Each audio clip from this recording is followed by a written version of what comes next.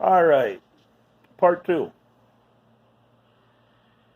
Tom and Dad were friends, and they used to go hunting together. They go for weeks up in Pike County and Gas Hollow and hunt. Um, if I remember right, my dad told me he had like a 1929 Model A pickup, like the Waltons had. I remember seeing it over there, but I couldn't remember what year it was. That they would go to these places and they'd shoot for a week. Keep it all in a. They dig. What they would do is they would dig a pool in a creek where they were staying. It was fall, so the water was cold, and they'd shoot for a week and put everything in this hole, bury it in the hole in the creek. So the water was like a swamp cooler, kept it cool. Pardon the noise, they're cutting grass outside. So they would keep everything in this swamp cooler. At the end of the week, they'd load it all up in his truck and they'd bring it back. They'd butcher it up there and then bring it back, divvy up the meat. My dad was telling me one time that they shot 15 deer in that week, damn near 100 squirrels, and I think he said there was a gunny sack full of rabbits, which equates out to about 35, 40 rabbits. Besides pheasants, turkeys, grouse. Now you got to remember too, this is the Depression era when my father moved into Mount Cobb and met Tom. And Tom, I was talking to one night, he said to me, well, you know, your dad had a really good reputation. We used to call him 25-shot Ritter. Okay. So, well, you know, a box of 25 shotgun shells was 50 cents. A lot of money back in them days.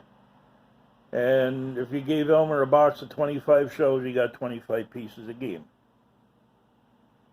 Like, really? That's kind of prideful, you know, hearing that about my father. And, yeah, so he was known as 25-shot Ritter.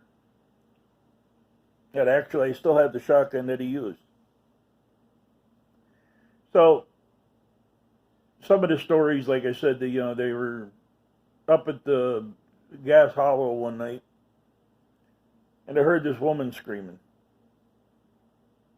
And they went out to check it out. You know, it's in the middle of the woods. What God's name is there? Well, it turned out to be the now extinct mountain lion in Pennsylvania. So these two guys are out there with kerosene lanterns. This mountain lion screaming in the background, and they didn't think nothing of it. These guys had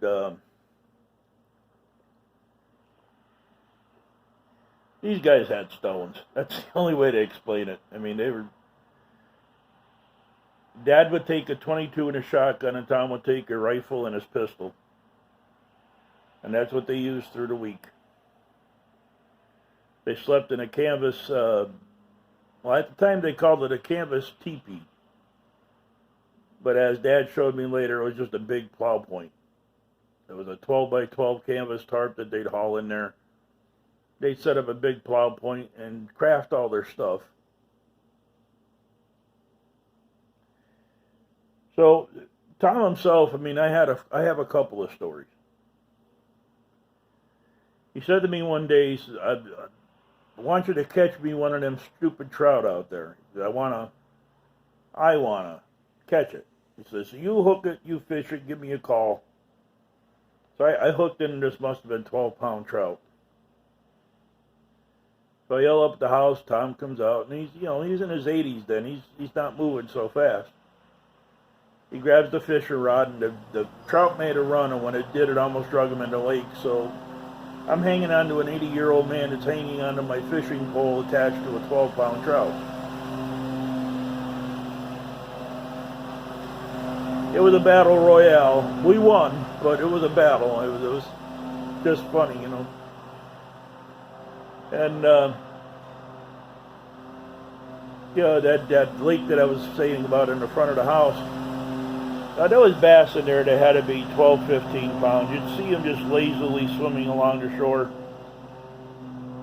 And Tom came down one day and he's talking to me, and I had a nice bucket of bluegills. And I told him, I said, when I get done here, a couple of minutes, which I was getting ready to leave, I'll clean a few of them up, we'll eat. He said, yeah, no problem. You know, I'll have Marge throw the home fries on. And she'd make fried potatoes and we'd have a fish fry. It was a great way of living when I was a kid, back that certain time period. And so I'm down there fishing the pond, and I said to Tom, you know, we watched the bass swim by. I said, boy, I'd love to catch one of them. I said, why? So I bet you they're good eating, but just a fight would be fun. Oh, he leaves. He comes back with this baby jar full of these little black pellets. I'll explain in a second. Reaches down in the water, puts a little water in the jar, throws it immediately. Boom! You hear under the water, and the bass comes floating up to the top. Oh, it was great eating. They fed 4 of us on 2 fillets. It was a DuPont lure. Basically what you took is them little black things. There was a thing called a carbide lamp. Carbide was these little, like, I'm not sure what they were made out of, but they were like a little magnesium pellet. You put it in the lamp, and when you mixed it with water, it gave off a gas. That gas came up through a little tube, and you lit the end of the tube, and it was an open flame with a mirror behind it. Well, if the water ratio to the carbide wasn't right, it would blow up. So you put the little water in the carbide. If it didn't have a place for the gas to escape, it would blow up. You put the water in, throw it in the thing, seal it up, throw it in the lake, and when it blew up, it would basically kill the fish from the concussion. So yeah, that was an experience and a half. One night we're sitting in the kitchen and we were getting drunk, and he said to me, I'm in a mood for a deer steak. It's like, oh man, I could use a deer steak. So you want a deer steak? Yeah, sure. Okay, he said, well, I'll get him, you clean him up. All right. He opens the kitchen window, takes an apple and puts it on the kitchen window, right? This doe comes over, she sticks her head in the window after the apple. He grabs her by the ear, yanks her in the house. Now we're talking 80-year-old man. Yanks her head in the house, takes this big Japanese bayonet. And Japanese bayonets were like probably a 12, 15-inch blade on it. Woof! Right across her throat. Dear lady, she hit the windowsill. He dropped her outside. She's out there flopping around with him. He said, you go clean it, we'll have deer steak. So we did, and we ate well. And he said to me, come on over tomorrow. He said, my son's bringing me up some fresh corn, a couple dozen ears. We'll have some deer meat and some fish fry and some corn. And we did. We had a great time.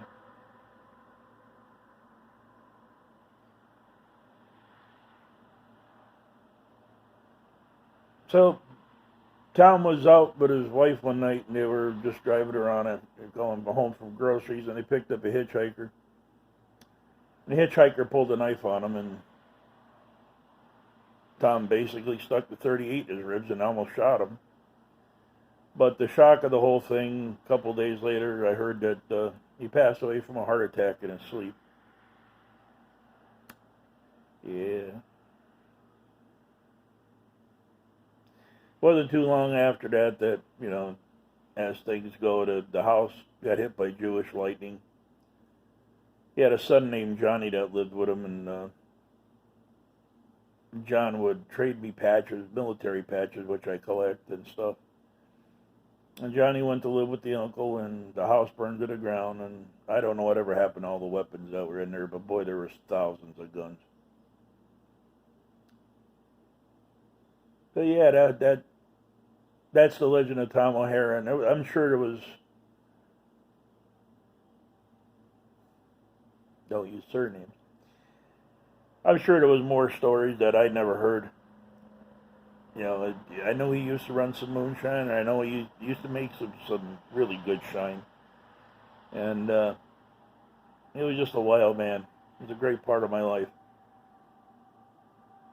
I hope you've enjoyed this series, and